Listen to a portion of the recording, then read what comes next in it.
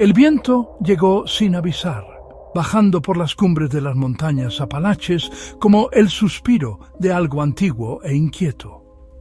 El perro, o sea, Milo, con su pelaje salpicado de rocío, se lanzó al bosque crepuscular, siguiendo un sonido que solo él podía escuchar.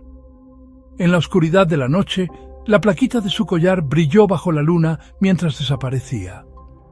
Horas después, lo encontraron parado al borde del bosque, mojado, temblando, pero con los ojos vacíos. Gimió una vez, un sonido demasiado profundo para un perro, y cojeó hacia la oscuridad sin mirar atrás.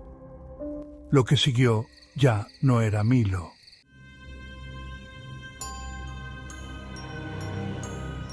Jess y Mark habían crecido en las faldas de las montañas Apalaches, en el oeste de Carolina del Norte, justo a las afueras de un pequeño pueblo enclavado entre las crestas y los valles.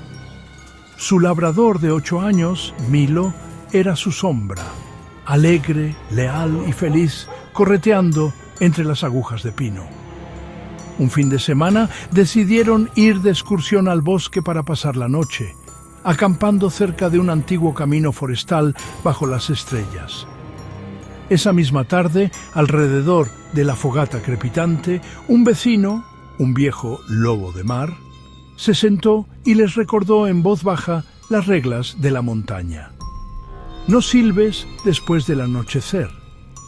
Si escuchas que te llaman por tu nombre, haz como que no oíste nada. Y cuando todo se quede en silencio, cierra todas tus ventanas por la noche para que no puedas ver hacia afuera. Estos dichos se habían susurrado durante generaciones entre la gente de los Apalaches, supersticiones nacidas de la experiencia. Sin embargo, Jess y Mark se rieron, considerándolo un folclore encantador. Milo, mientras tanto, yacía junto al fuego, con la lengua fuera, felizmente ajeno a la inminente medianoche. A medida que la oscuridad se profundizaba, ellos apartaron los pensamientos inquietantes y se metieron en su tienda de campaña, dejando que el bosque respirara a su alrededor.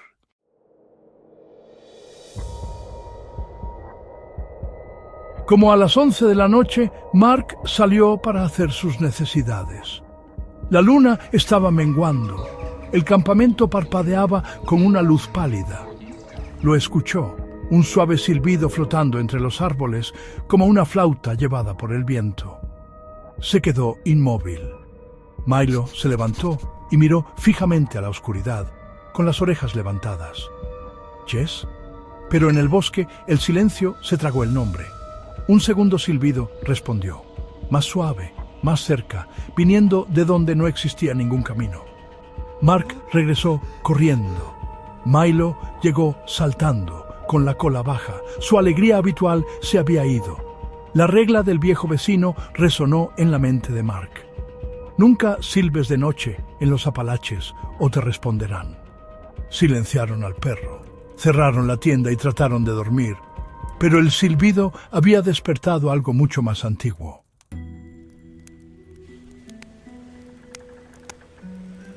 Medianoche. El fuego se apagó. Jess se despertó por un ruido afuera de la tienda. Mark. ¡Mark! Una voz susurró su nombre. El corazón le latía con miedo. Ella se dijo a sí misma que era el viento, pero el susurro se repitió, más suave, más cerca. Ella empujó a Mark. Él se sentó de golpe, apuntando la linterna a la oscuridad. Contuvieron la respiración. La correa de Milo estaba suelta. El perro ya no estaba. Abrieron el cierre de la tienda y encontraron su cama vacía, con la plaquita del collar todavía pegada. Entraron al bosque llamándolo. Las hojas crujían, las ramas se rompían. Luego, silencio. Y desde arriba un gruñido bajo, no del todo de perro, no del todo humano. El ladrido lejano de Milo respondió. Siguieron el sonido hasta un claro. Ahí estaba, pero de pie de una forma extraña, con la cabeza ladeada, la cara flácida, los ojos brillando de color ámbar. Un collar maltratado colgaba suelto. no movió la cola. Solo se quedó mirando. Ese no era él.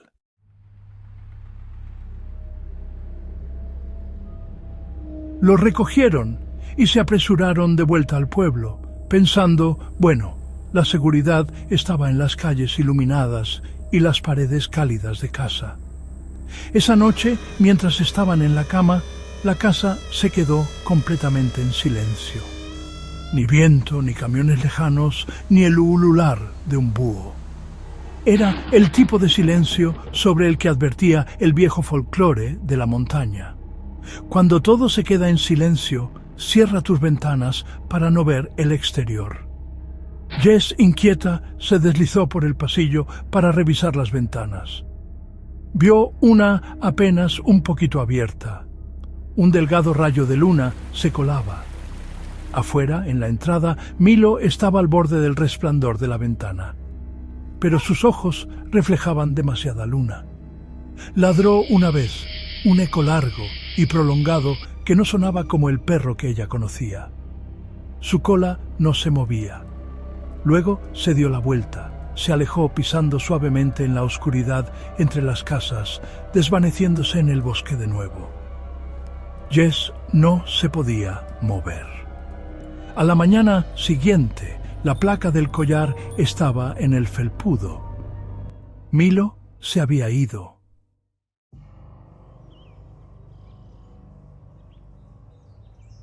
El bosque estaba tranquilo ahora, al menos en la mente de Jess. Se quedó mirando la correa vacía en la pared del pasillo. Fuera de la ventana, las montañas se alzaban en la sombra, silenciosas como si contuvieran la respiración. Las palabras del vecino resonaron. «Si te llaman por tu nombre, haz como que no escuchaste». Quería cerrar los ojos, pero temía con qué soñaría. El tiempo parecía haberse detenido.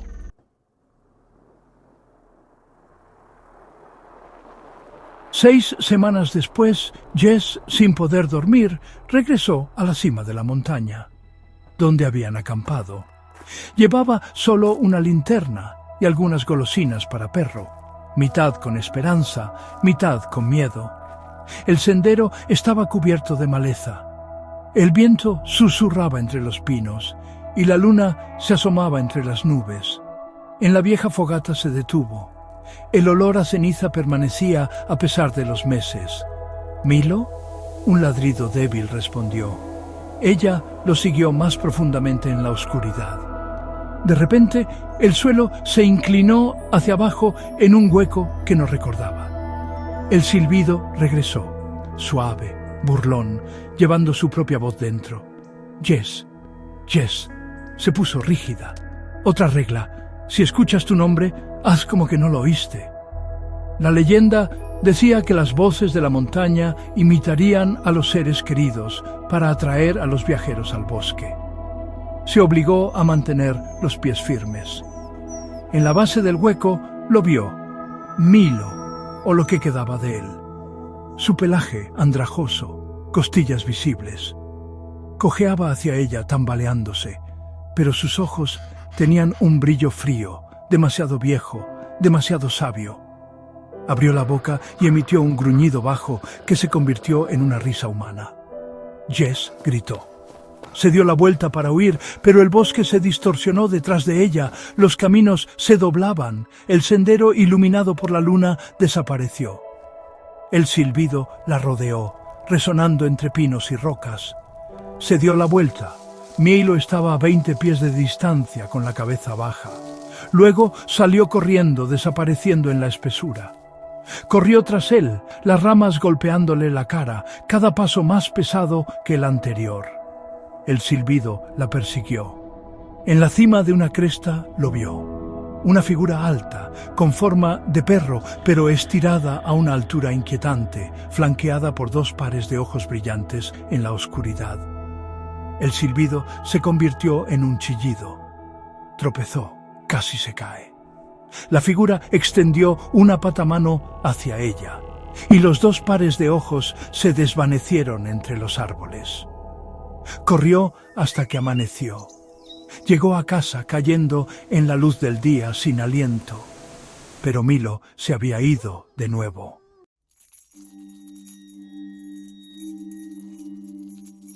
De vuelta en casa, Jess notó la placa del collar sobre su mesita de noche. La levantó. Bajo sus dedos, el grabado se sentía más frío que el metal. Esa misma noche, escuchó rasguños en las ventanas, aunque las había cerrado bien. No encendió la luz del porche. No abrió las cortinas. Más tarde, descubrió que el folclore de la montaña, como este, había inspirado historias de terror modernas. Cuentos de bosques que te cambian, del amigo que regresa como otra cosa. Algunas personas comparan leyendas antiguas, como el misterioso no venado de los Apalaches, que mezclan animal y criatura. La historia del perro que vuelve, pero que no es el tuyo. Estas historias se convierten en películas, podcasts virales, canales de YouTube, todos tocando ese miedo primal. Jess ahora sabe que las reglas importan. No silbes después del anochecer. No respondas cuando la noche te llame. No dejes las ventanas abiertas cuando llegue el silencio. Porque a veces lo que está ahí afuera aprende tu voz. Y lo que regresó del bosque con Milo no era Milo.